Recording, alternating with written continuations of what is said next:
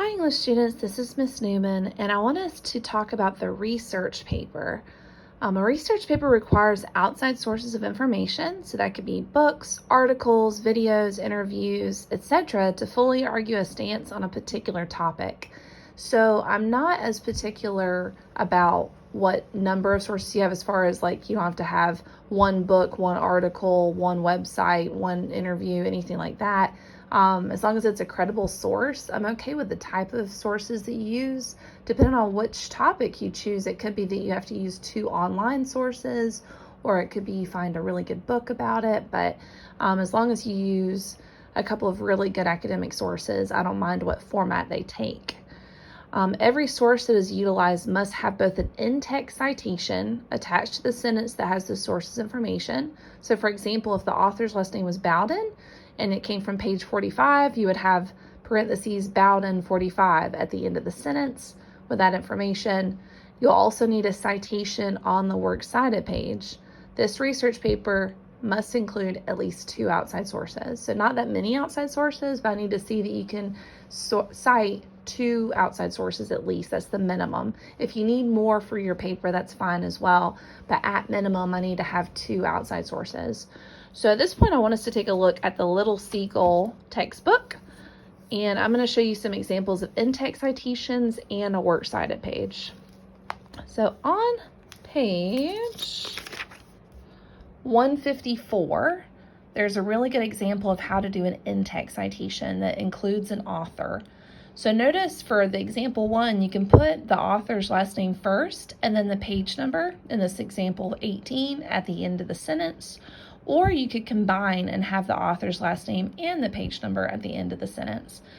You'll need in-text citations for any information you did not know before reading the source. So whether you reword that information or if you quote it verbatim, word for word, you would need the in-text citation at the end of the sentence to give the author credit. However, there are some sources that will not list an author. So for those sources, I recommend checking out page 156, number 7. And notice instead of the author, you could put just the title of the article. Typically, it's a website article, and they won't list an author for those very often. So you can put the title of the article in quotation marks at the end of the sentence. Notice if you don't know the page number, or say for a website, of course, there's no page numbers, you would just leave those off. So that's some examples of in-text citations. But I want us to take a look at a works cited page, because not only will you need those in-text citations at the end of the sentence, but you'll need to have a works cited page as well with those 2 citations listed. So notice on page 199, you'll need the works cited title at the very top centered. Your citations will be in alphabetical order. So not in the order that you use them in the paper, but in alphabetical order based off the author's last name.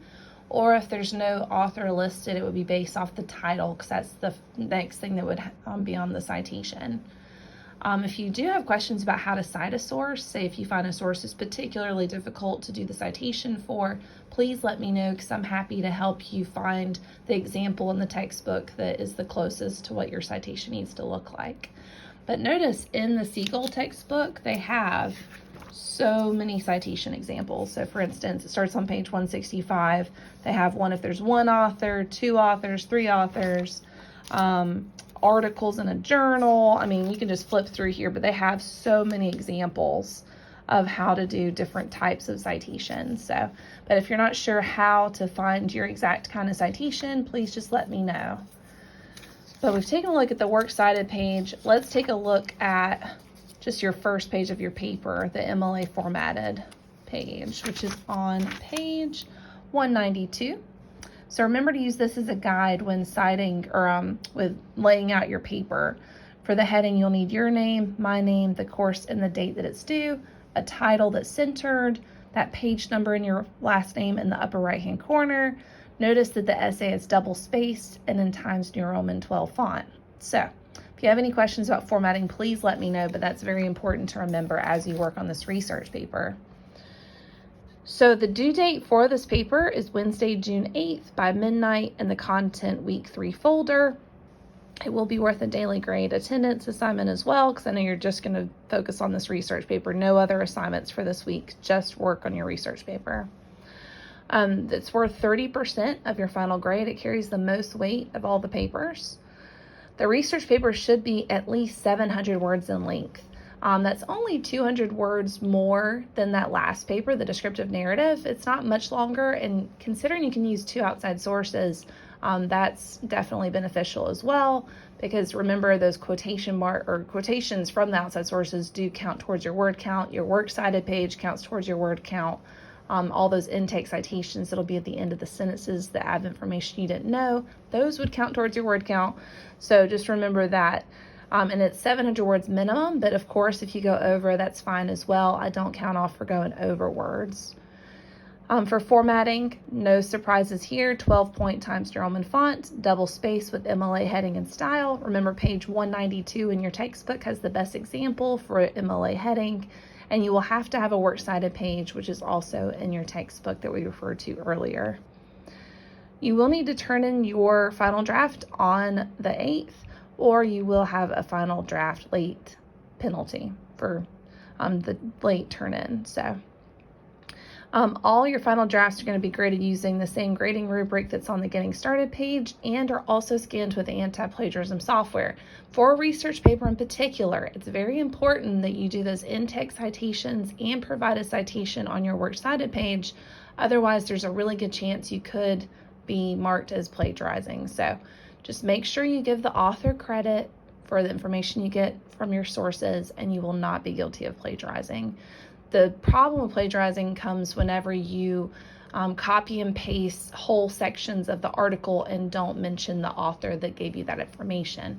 That's when we'll have to have that conversation. So hopefully you guys will know to do those intake citations, just like what I showed you, and the works cited page, and you'll be just fine. Down at the bottom, I have an area where you can write out your ideas, the brainstorming and outlining space, and that's just beneficial to get your ideas down on paper. So at this point, I want us to take a look at Wallace's website, because there's some really good ways to find outside sources that we already have access to since you're a student here. So just go to wallace.edu, and then you'll go to Campus Life and Resources, this tab right over here, and then you'll click Library.